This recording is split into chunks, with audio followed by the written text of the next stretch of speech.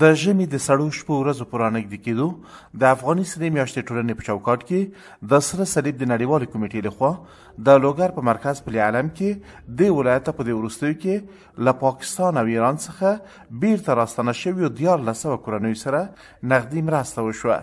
مسؤلین وایي چې د نویو راستنه شویو کډوالو سرویګانې روانې دي او په راتلونکو بهیرونو کې به پاتو کورنیو سره هم مرستې وشي.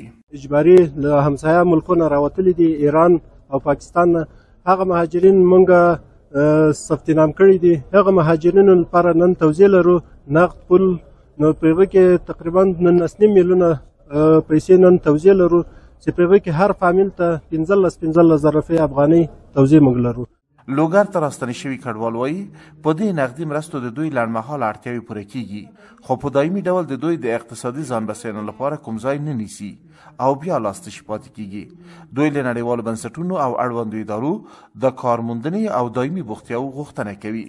د افغانانو د راستنېدونکو کډوالو دپاره بنیادي یو کار باید ورته وښول سي چې موږ خپل په محنت، په خپل زحمت، په خپل زیار باندې خپل ژوند سرته ورسوو.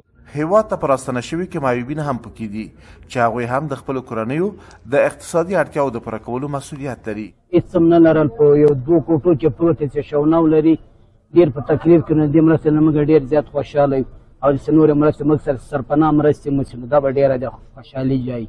والله ضرورتونه خو هر شي ته ډېر، خو زیات ضرورتونه خوراکي توکو ته وو. اول زموږ راباندې را روان ده د بخارۍ دا سیسټم یو شی نه لرو، نو دې ته ډېر زیات ضرورت ورته.